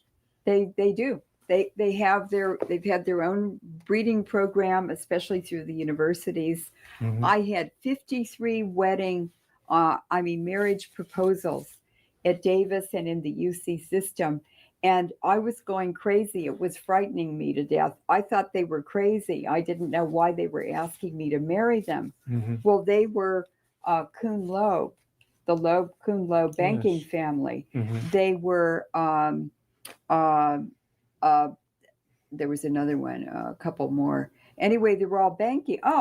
Goldman Sachs. There was a Sachs introduced to me in the geology department at Davis in Berkeley, and he said, "You're really a catch," and I didn't know what was going on. Now I understand. These are breeding programs. And you were targeted as a broodmare. Reaching peak health, it's not as hard as what you'd think. Get started at noon.com. Attempt the Popeyes Hot Ones menu. Love that chicken from Popeyes. That's how Diana Spencer described herself. She was a broodmare. She was a broodmare to help regenerate the, she was a decadent line of. She was a broodmare because her biological father was Sir Jimmy Goldsmith. And the Goldsmiths and the Rothschilds came from Frankfurt, Germany in the mid-1700s to establish banking in London, to take over that banking center. And they intermarried. They are Iranians. They are not Jews. They're Iranians. And so that put the Iranian bloodline into the royal family of England. And we're going to find out, you see, Kate Middleton's mother's maiden name was Goldsmith. So they have a hidden history too. And there's a book, a fairly decent biography. It's called Billionaire, and it's about Sir James Goldsmith. And it will tell you about his marriages, his affairs, his dalliances. This might be slightly off topic though, but it seems like bastardy is really important to understanding this. They breed outside of these family authorized lines. But Yes. how do these bastards, in this strict term, Yes. how do they figure into this ruling system? Well, one of them is one of those bastards is Hitler. He was a Rothschild. Rothschild. Sure. Another, I thought that was just an apocryphal. No. It's, Another okay. one is Bill Clinton's mother, who was the illegitimate child of Winthrop Rockefeller, who was governor of Arkansas. That's why Clinton was president, and now Hillary Clinton. She's actually, her middle name was Rodham. What I looked it up, and it was shortened from Rodonsky, and she's from a Jewish family in Rodonsky, Poland. Mm-hmm. And wasn't that her stepfather, or her biological father? Rodonsky was her natural father. Okay. Yeah, because she also had a stepfather who was Jewish. I think. Yeah. Yeah. No, she's okay. She's Eastern European. So they were bred. They were bred. They were. That was a breeding. Okay. Yes, that was a breeding program. And just out of curiosity, because this is in the news lately, there's some talk that Chelsea Clinton was the offspring of Webster Hubbell and Hillary Clinton. Who was Webster Hubbell? I don't know. I know he was an advisor to the Clinton family, but she's a dead ringer for Webster Hubbell. Oh, well then she's not the child of Bill Clinton. Nobody cares in those families. They just breed who they're told to breed to. So why was Bill Clinton sterile, or he was unable to breed? They didn't want that bloodline. They wanted the other one. They wanted the Rodinsky one. Bloodline? No, they wanted the Hubbell. Yeah, that's what I'm trying to figure out. I don't know who he is. Okay, so. that's on the agenda for research. We're deputizing people who are watching this. We are deputizing you as researchers, because as you were finding out, it's not coming out of academia. Most of the exciting research and the insights aren't bound by these. Another one is areas. The royal family of Monaco. And Grace Kelly. Yes, Prince Rainier was actually the son of a Moroccan housemaid. I didn't know that. And the Prince of Monaco. And he was sterile, so his wife had a baby with no one exactly knows who. Mm-hmm. But you know how beautiful they are, Princess Caroline and Princess Stephanie, and how gorgeous, very handsome Prince Rainier was. That's because his mother was half Moroccan. Mm-hmm. She was Berber. This is the ancient Iranian bloodline bred back into her. Another one is... Where does the Kelly line come in? She's Irish American and Catholic. She was more than that. She was that's blonde and blue eyes, so she's Iranian. She's Iranian, because that's what you're referring to, alluding to it as a mutation. Yes. The blue-eyed blonde is a mutation. Yes. So this is again how you can trace this bloodline through physiological. Right. And she's world-class beauty. Yes, very beautiful. Down to today, which we're still admiring her movies with Cary Grant. Right. But you see, she's Irish, and the Irish were Iranian. Please expand on that, because that's so counterintuitive. Well, these Iranians with mutations felt more comfortable, the blonde and the redheads. Mm-hmm. They don't have the right pigment. They very don't fair skinned. Yes. Yeah. And so they felt more comfortable at. Hands would rather not get messy. They feed, they bathe, they play catch. That's why we made a baby wipe big enough to help protect them.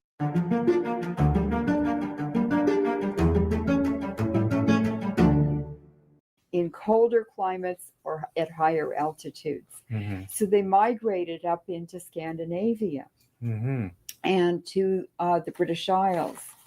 And there are a lot of ginger men in Ireland. Well, that's Iranian blood. And it has to be, remember, it's a recessive gene. So it has to be from the male and the female. Is there a DNA study on this recessive gene and tracing Irish people, quote unquote, to Iranians? Oh, yes. There's, yes. I just wanted to double check. Yes. Just so that the viewers understand that this is not just being pulled out of a hat here. And this is science we're talking about. This is science-based. It's solid. And I really trust these recent Russian DNA studies. they did them very carefully, and they did them for a very specific purpose. I wanted to ask about that. Politically, why are the Russians doing this? Please. For instance, there's all of this uproar in the Ukraine now because the Ukrainians are saying we speak Ukrainian, and the Russians, the pro-Russian people, are speaking Russian, and they're Russian Orthodox, but we're Ukrainians, we speak Ukrainian. Well, it's the Bolsheviks who made up a pidgin language and called it Ukrainian to set up a dynamic that divided the Ukrainian. They made a Hegelian dialectic artificially. They're all the same people. They came from Scandinavia into Kiev. They're called the Rus. Which is red. Rus, yes, red. Mm-hmm. And we watched the Ukrainian war for 2 years, and there would be all these soldiers. Some were blonde, the Ukrainians, and a lot of them had dark hair. And then all of a sudden, a little video clip would come on from the battlefield for that day.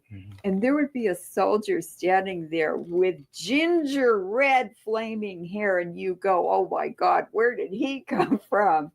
And there were Viking colonies all over the Ukraine on the rivers for thousands of years. And in Turkey, there are redheads all over Turkey also. Sure. All the way down through Rome, right? Yes. The Varangian Guard. Yes. Okay. And so all of these were ancient Iranians with that mutation who went into Scandinavia to a more comfortable, a colder climate. And then they came down through the Mediterranean on their ships and colonized the Mediterranean and Ukraine and Turkey and the Crimea. So this marriage between Grace Kelly, Irish Catholic, Irish American, and Prince Rainier of Monaco was really a homecoming. Iranian bloodlines. It's a genetic homecoming. Yes, it was Iranian bloodlines. And you had the power of the entire world focused on this. This was the biggest wedding until Princess Diana married Charles. This was like a world historical event. It was a fairy tale Princess Bride type of scenario. Yes. All right. So you had all that energy focused on the consummation of these lines that were coming back together and fusing. They keep rebreeding the ancient stock, the chi in Italian, like let's see, like Medici. Medici. Yeah, chi means the stock, the bloodline you're from, or the tribe. It means DNA is what it means. And it's always through the female. It's not through the male. It's through the female. And they also breed their animals through the female. That's the most important breeding in the breeding pair. The female is the most important. And it's because the DNA and the RNA in the mitochondria is separate from the DNA and RNA in the nucleus of the cell. And it's the mitochondria that provide all the energy for the body and body functions. So in the organs that use the most energy, the highest percentage of mitochondria are in those cells, and it's the brain cells and the heart cells. So when radiation passes through a cell, it can miss the nucleus, but it can't miss the mitochondria. And so when it damages the DNA in the mitochondria and the RNA, then you have all of these brain diseases and heart diseases, which have escalated. They've gone up exponentially since the nuclear age started with the dropping of the Hiroshima and Nagasaki bombs. Ladies and gentlemen, at this point, let's take a brief break so that we can refresh ourselves, and then we'll restart for part 2. Thank you, Leuren. This has been a great conversation.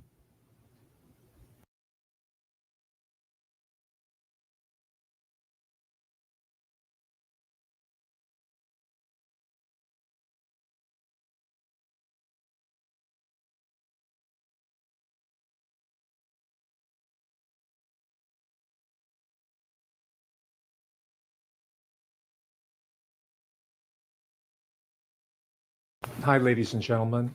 we're going to complete today's discussion with a analysis of Urban Shield and connect it to what is taking place here at the University of California, and more specifically, the University of California, Davis, with Linda, quote unquote, PB Katehi, and all the other characters in this crazy little drama of ours. So, Leuren, could you please give us an overview of Urban Shield? Yes. What is the implication there? So, Chancellor Katehi was hired in October of 2009.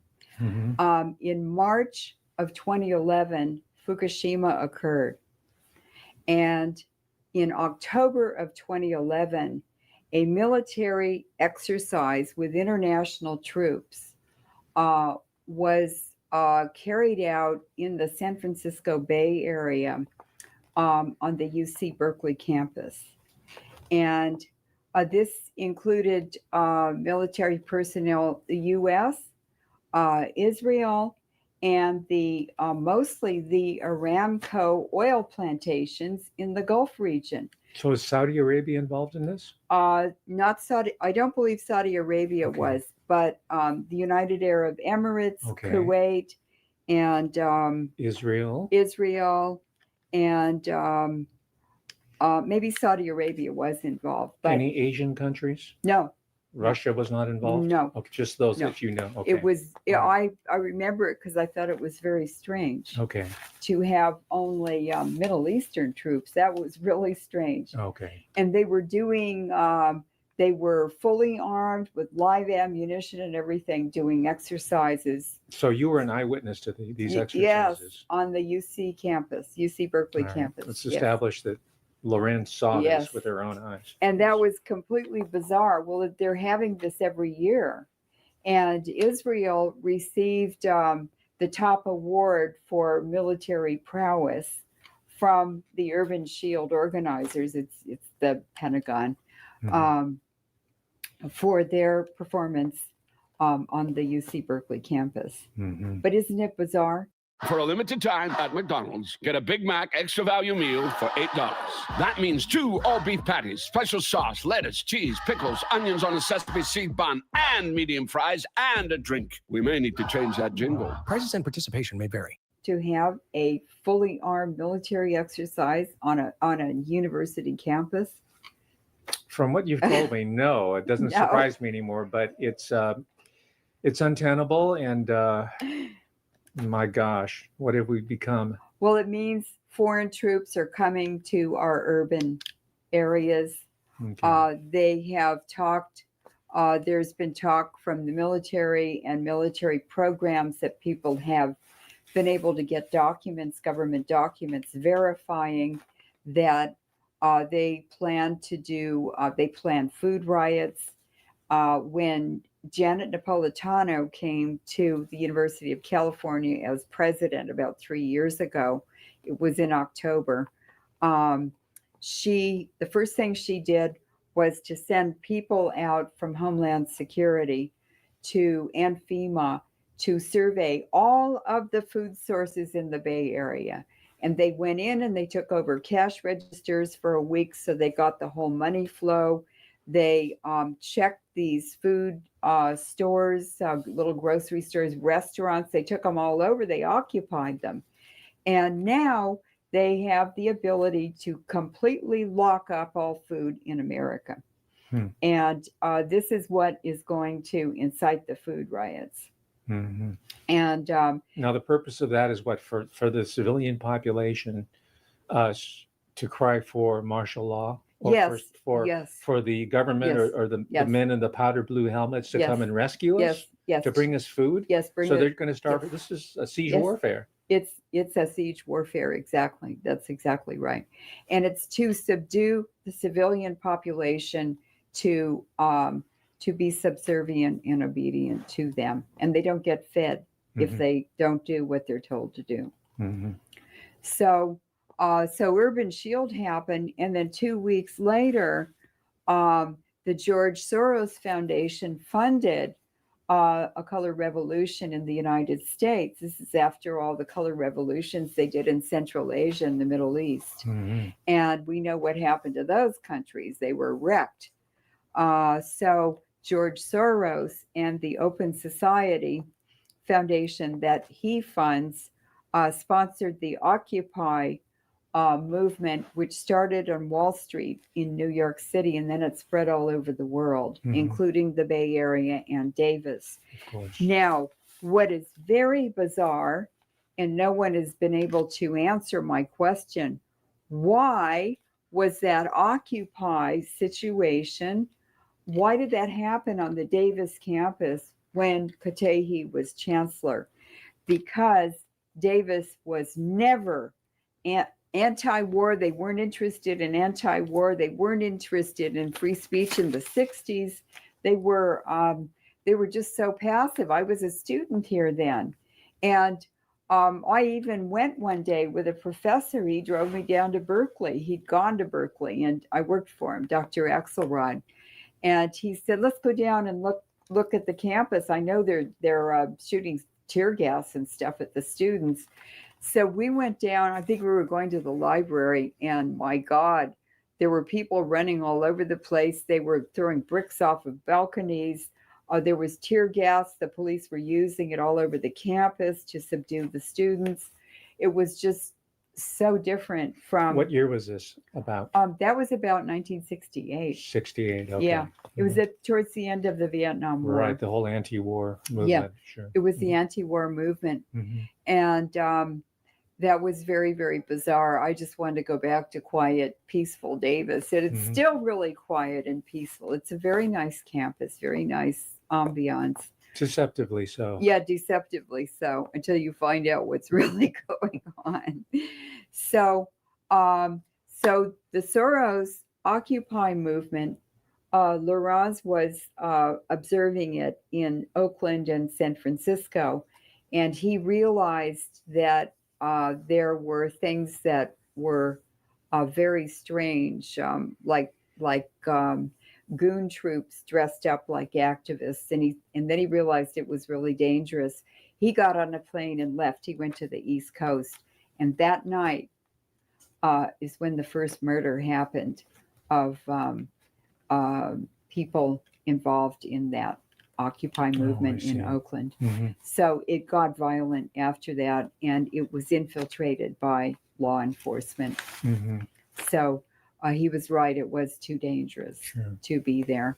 And that was part of the MO back into the 60s as well. Yes. So what happened is, of all places, Davis had an Occupy movement, but the students were very, very quiet.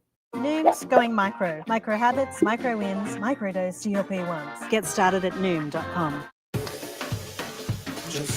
Make dinner parties easier with Reynolds Kitchen slow cooker liners. And they were very peaceful, and they were sitting on the ground with their hoodies on and their heads down, and it was... This is November 2011. Yes. We're talking about around Thanksgiving time. Yes.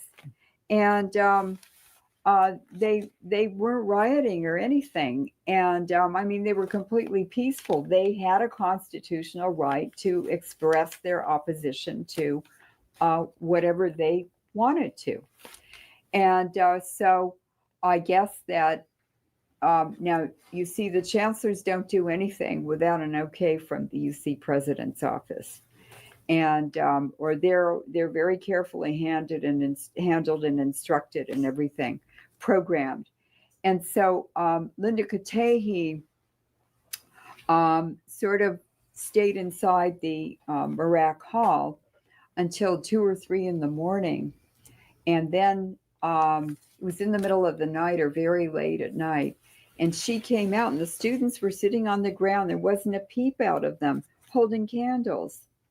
And she walked through that crowd. She's very attractive, but that night she looked like a demon.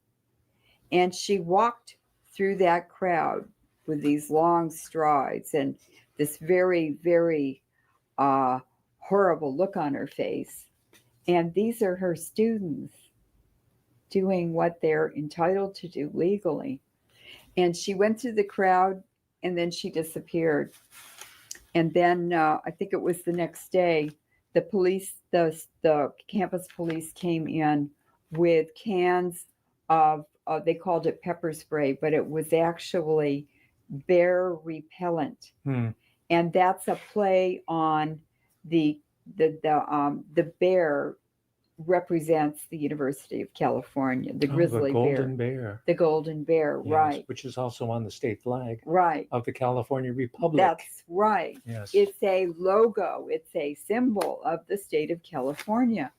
And so they said it was pepper spray, but it wasn't. It was bear repellent. Okay. So golden bear repellent. So the order came from the president's office. Which is? Who Janet Napolitano. Okay, of this bloodline Yes. we're talking about. Yes, okay. of what we're talking about. Mm-hmm. So that caused a global scandal. It was covered by all the media everywhere. Katehi was investigated and she was blamed and everything. But of course, the president's office protected her and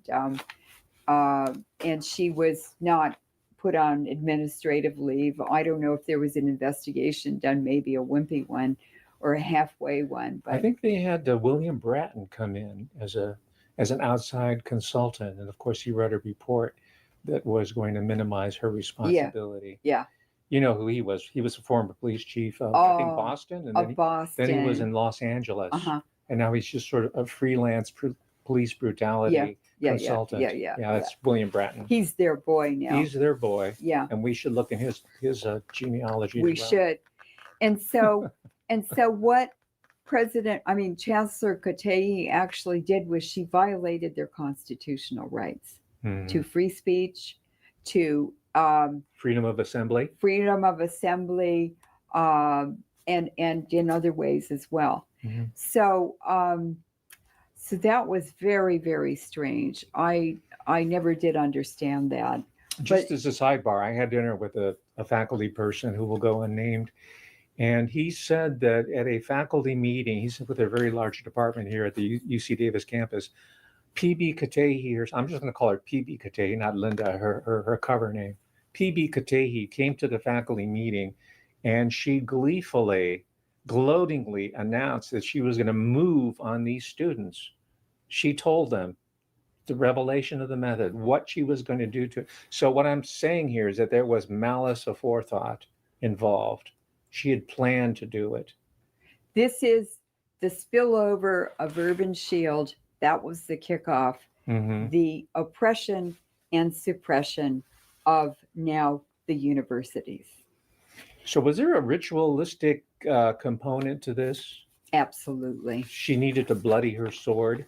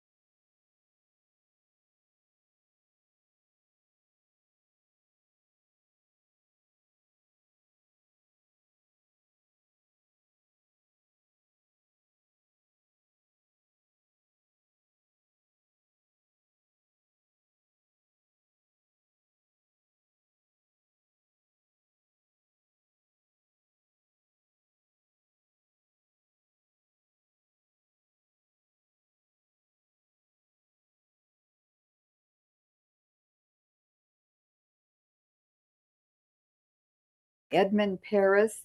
This is what the Jesuits did to 68 countries in Europe, destroyed them in the 1800s. And then they came to the U.S., and they're doing the same thing now here. And could you describe the look? The look The physical is look. the physical look is wire rim glasses. It's all minimalization. It's a real stretched skin, sort of very clean shaven, and then just hair short and slicked back. It's just a real clean cut look. I noticed that a lot of the people who go to Bohemian Grove have that same look.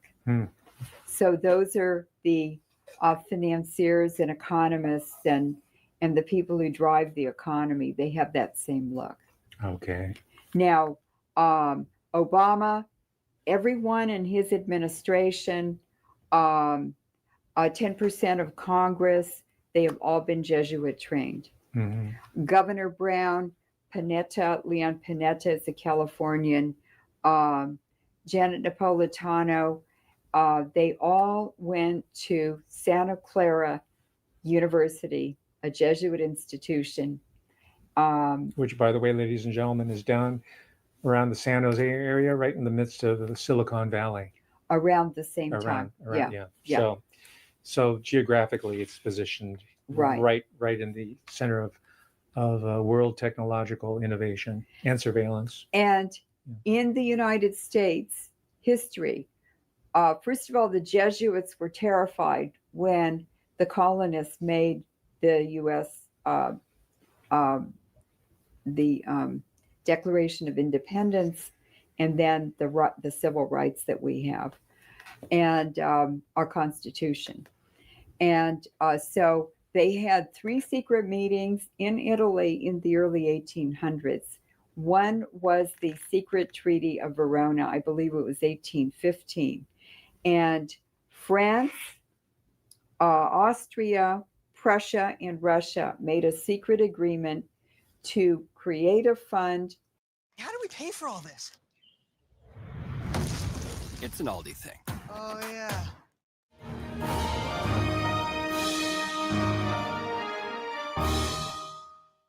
And to fund it, all of them together, and that money would be used to defeat all democratic movements in their countries, on the continent, and in any future places, anywhere in the world where a democratic movement might start.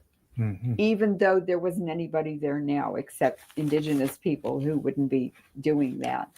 And that fund was received trillions of dollars in World War II from the looting of 12 Southeast Asian countries and China of the accumulated wealth over 5,000 years of Silk Road trade.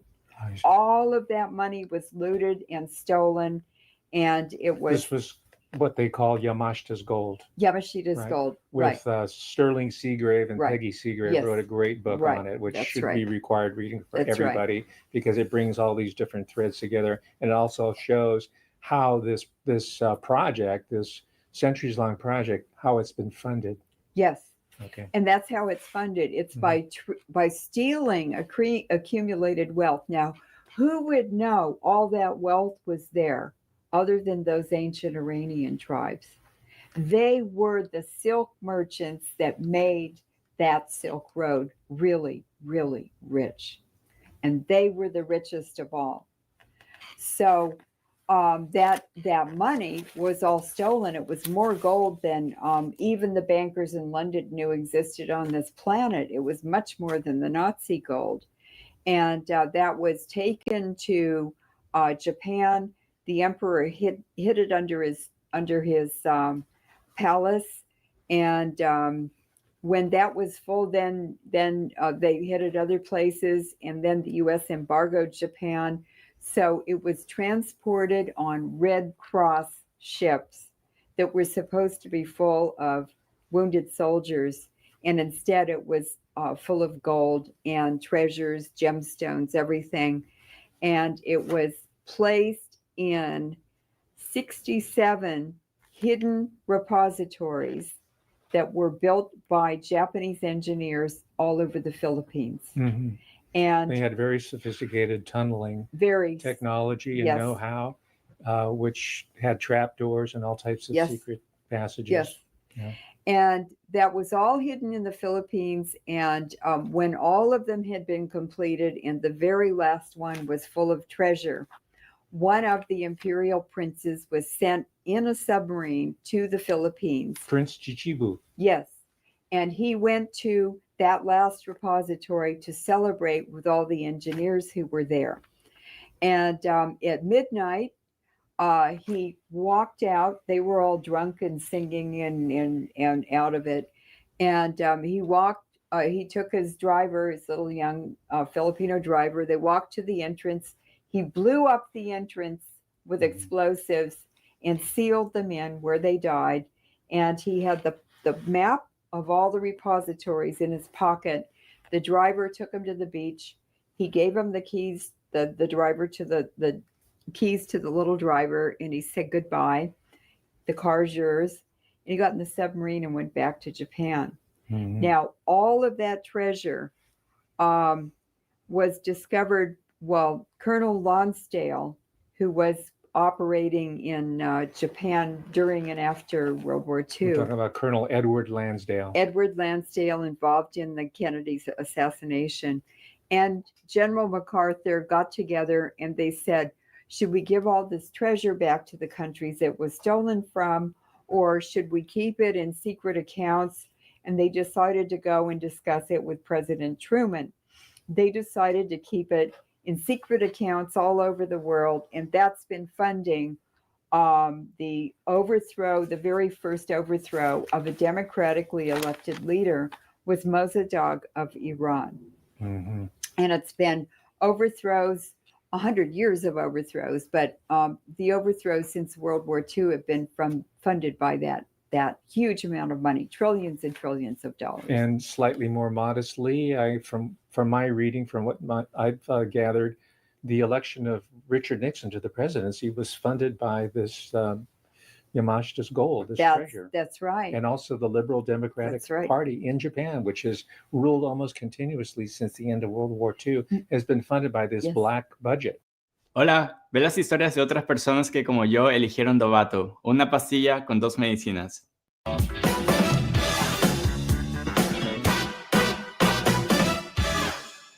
Yes. Not budget, but black bank. And Nixon gave Okinawa back to Japan without even, the Japanese didn't even ask him for it. They're going, what, we didn't even ask him for it. What's he doing that for? Well, he wanted election money so that he would get elected, and they gave it to him. Mm-hmm. So you see all this underground stuff is happening. It's happening right here at Davis. Certainly. The same thing. It's the same agenda. It's the same ancient bloodlines, and it's the same secret money that's funding it.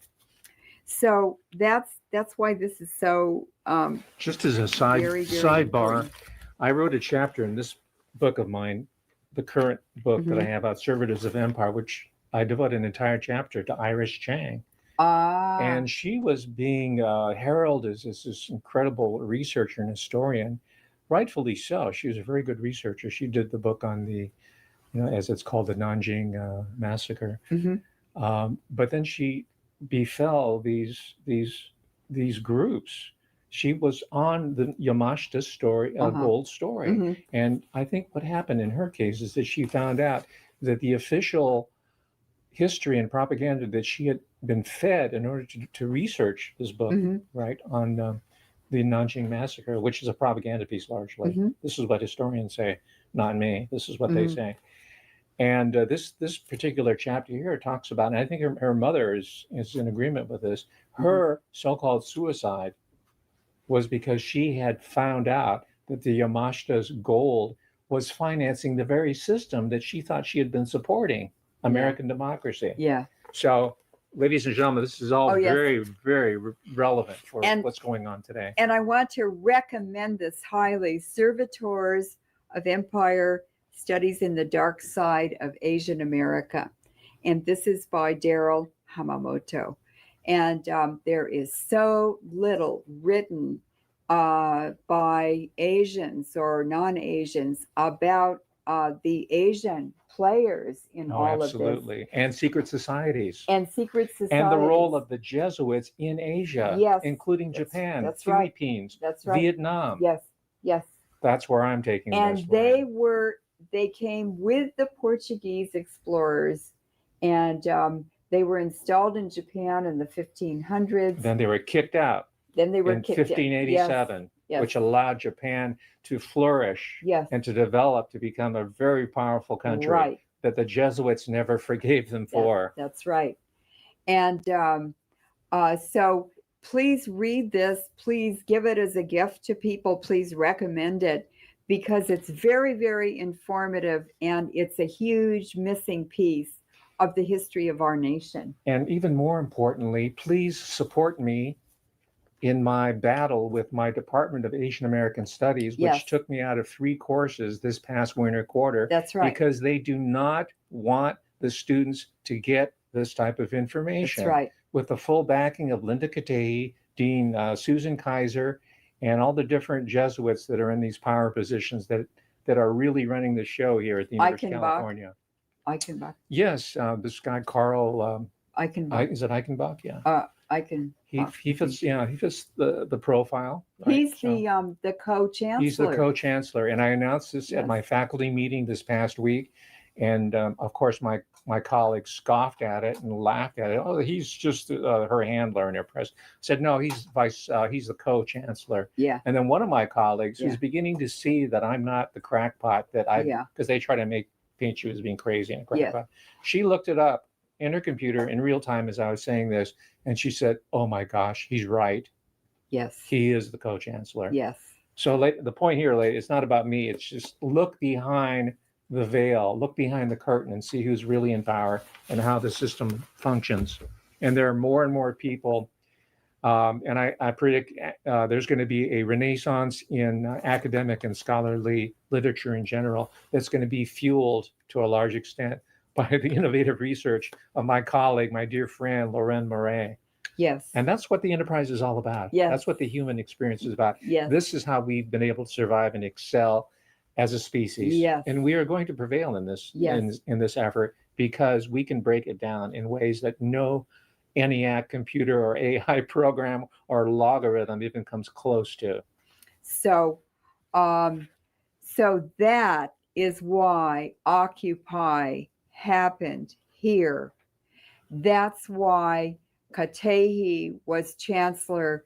This is the New World Order, the ancient Iranian tribes making the rules and conditioning people and students and universities and the public and parents to expect this type of illegal and unfair behavior, because this is the future. And Dr.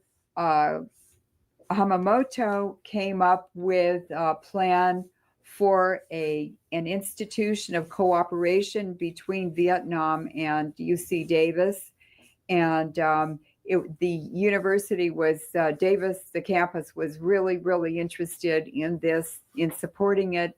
And Dr. Q Lin helped by taking delegations from businessmen and so forth, different interested people to Vietnam and back. And so now the university is taking this over and trying to push Dr. Hamamoto out of the university by making things up and accusing him of things he didn't do and putting him on administrative leave. Well, the irony is that 2 months after he was put on administrative leave by Dr. Katehi, now she's on administrative leave. So these are just now she's in a UCD ethics scandal, and some of the things that she's been accused of are controversial moonlighting activities, DeVry University board seat. She took that, and John Wiley and Sons board position, and took hundreds of thousands of dollars in money from them, which is illegal. It's a conflict of interest. She was involved in taking hundreds of thousands of dollars in university money and having the pepper spray scandal scrubbed off the internet. In other words, she paid a computer personnel companies, private ones, to remove that whole scandal from the internet. Most recently, she has contracted an external attorney in Sacramento, spending I don't know how much money in order to go after me one more time, since they haven't really been able to bury me completely. And the University of The California. university is paying for that. The taxpayers of the state of California are paying for the outside persecution of me. And the University of California has buildings full of lawyers that are on salary, that are UC employees. They use those for the first lawsuit. They don't hire outside law firms until the appeal. If they lose, they will appeal it. And they spent over $5 million on outside lawyers on an appeal for an award of $350,000 to a Mexican-American man at UC Santa Barbara.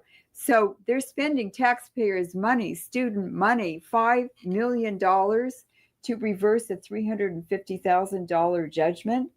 It's so bizarre. She also, the strategic communications budget soared also. She also increased the salary by $50,000 of her daughter-in-law after her son married this woman on the UC staff at Davis. And then she gave the woman a bunch of promotions and also took her son out of his graduate school department and put it in his wife's department and put him under the supervision of his own wife. So and then she lied to the president's office about the board money and everything. So structural corruption from top to bottom, from the departmental level, as in my case, all the way to the administration, to the president's office, at the expense of the American public. Yes, and the Board of Regents. They're involved too. Now, Leuren, as we wrap it up here, I wonder if you could perhaps give us a vision of how we're going to prevail over these individuals, this cast of characters, which so far have gone undetected and as a result unpunished. First of all, this is an extreme example of political ponerology, and that is the evil inherent and expressed through politicians, and these are public figures. They're a form of politicians in the education arena. So how will we prevail over this ponerology system? They get away with it because the public doesn't know. The students don't know. It's all done secretly. So we'll prevail by educating them. Yes, by educating people, by exposing the scandals, by presenting the truth, and it empowers people by putting that truth out and just leaving it alone. You don't want to force people to do anything. You want to say, here's the information when you're ready to use it. And it empowers people to find their own solutions that a lot of times are better than what you would have thought up for them.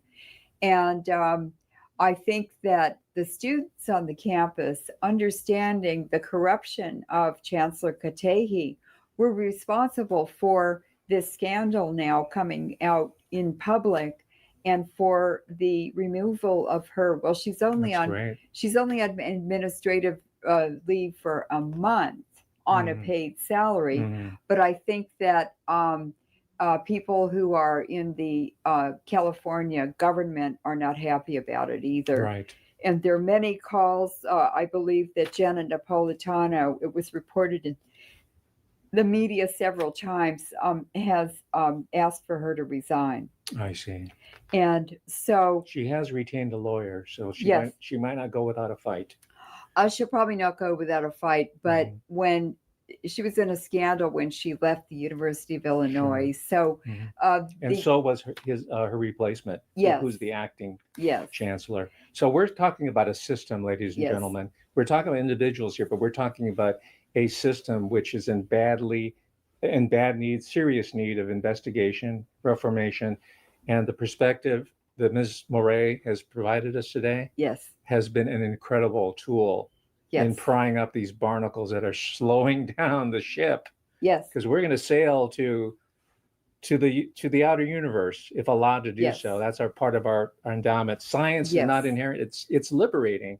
But we have these types of people who monopolize this knowledge and have perverted it. So we're going to free it up, and we're going to enter into a new era, a renaissance of human creativity and achievement. Absolutely. If these people are just shunted aside. And we'll do a peace and reconciliation. Say, just go away, all right? Just let us do our thing. We're not interested in throwing you in prison where you should be. Just let us be. Let us fulfill our destinies as human beings. And what's so egregious is this is an outrageous